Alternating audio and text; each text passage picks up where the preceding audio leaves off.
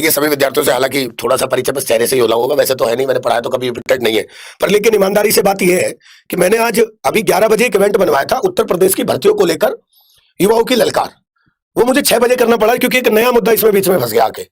मुझे ये समझ नहीं आती कि साहब ना तो तुम्हारे चुनाव की डेट कैंसिल होती, ना तुम्हारे चुनाव की वोट लीक होती, अगर कोई कहे तो भी कोई दिक्कत नहीं, परीक्षा लीक हो जाती है क्योंकि वो विद्यार्थी जिसे तुम मतलब एक तुच्छ प्राणी समझ के, या उसको तुम ये कह सकते हो कि तुम उसे बेकार समझ के, क्योंकि उसका रोल तुम्हारी जिंदगी में बस सिर्फ वोट लेने लायक होता है, तो तुम उसको इसलिए छोड़ देते हो। एक बच्चा 60 किलोमीटर जाकर पेपर देने जाता है, सुबह से शाम तक भूखा रहता है, और लगातार 2 महीने मेहनत करके, तुम भाई साहब 2 महीने मेहनत करके 5 साल मजे लेते हो, इसी की वोट पर मजे लेते हो, और आज तुम कहते हो कि भाई साहब पेपर कैंसिल 1 महीने बाद कराएंगे। क्या तुम्हारा एक भी फर्ज ये नहीं बनता था कि तुम लाइव आकर, एक माननीय प्रधानमंत्री साहब, क्या ही कहूं इनके बारे में, मन की बात कर रहे हो, एक बार विद्यार्थी की भी बात कर लेते। जब तुम सब मन की बात कर रहे थे तो विद्यार्थी सड़क पे खड़ा होकर रो रहा था, इसका जिम्मेदार है कौन? एक बार ये तो कमेंट करके कम से कम एक बार विद्यार्थी के लिए, और खासतौर से बाबा जी, क्या ही बोलूं तुम्हारे बारे में, तो तुम तो खुद अपने आप को ये नहीं समझ पा रहे हो कि पहले विद्यार्थी की जिम्मेदारी है, क्योंकि ये युवा जो 18 साल से लेकर 40 साल तक तैयारी के बेस में भरा हुआ है, उसको तुम कैसे निकालोगे? तुम उसे वोट लेने के लिए ललायत करते हो कि मैं इतने पद वैकेंसी लेकर आया, मैंने इतने लोगों को रोजगार दिया। आज साहब वो रोजगार कहां गया?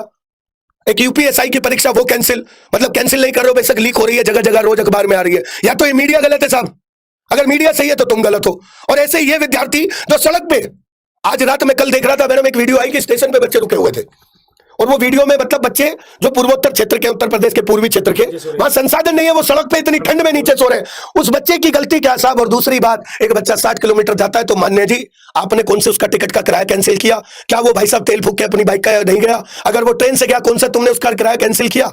उसका तो पैसा लगा ना, उसका कौन जिम्मेदार है? क्या इस गरीब विद्यार्थी के पास इतना पैसा पेड़ झाड़ के आता है? पेपर छोड़ दिया बच्चों ने यूपीएसआई। और सुनो मजे की बात, तुमने पहली बात तो ये गलती करी कि यूपीएसआई और यूपी टेट दोनों एक दिन रखे, जिसके कारण बच्चे को एक चुनना था।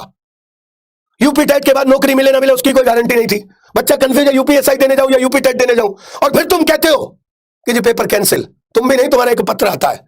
तुम भाई साहब इस लव लेटर को तुम अपने पास रखो, अगर तुम्हें वाकई में ये चाहिए तो कम से कम 2 शब्द, अगर तुम तमीज में हो तो आकर इन विद्यार्थियों के लिए बोलना। ये विद्यार्थी इतने परेशान है, इनकी आवाज उठाने के लिए तुम्हें लगता होगा कि कोई नहीं होगा।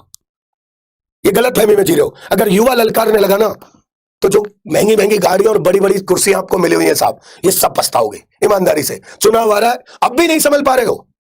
ऐसे कह रहे थे सीसीटीवी कैमरे की नजर में, वो सीसीटीवी कैमरे मुझे लगा दीवारों को दिखाने के लिए लगाए गए तुम्हारे।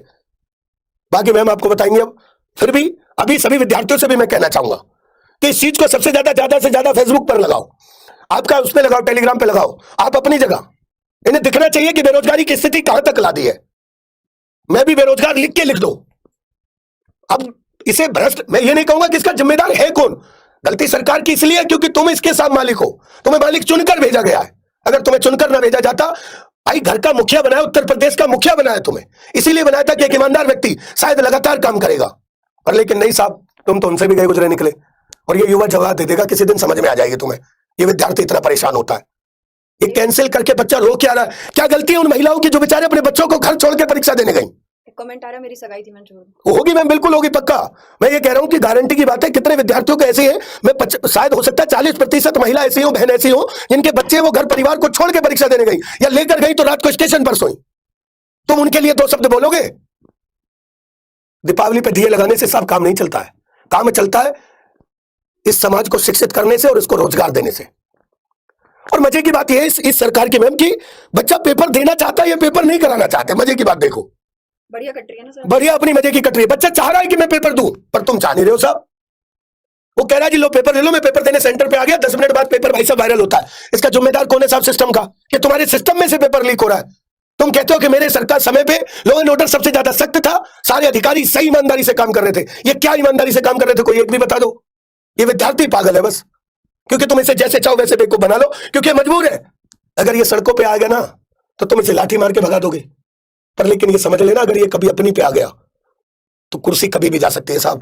परीक्षा की छोड़ो, क्योंकि इनकी परीक्षा की तिथि, इनके सब्र का इम्तिहान मत लो। इनकी परीक्षा ले लो, इनका एग्जाम करा लो, पर इनका सब्र का इम्तिहान मत लो तुम।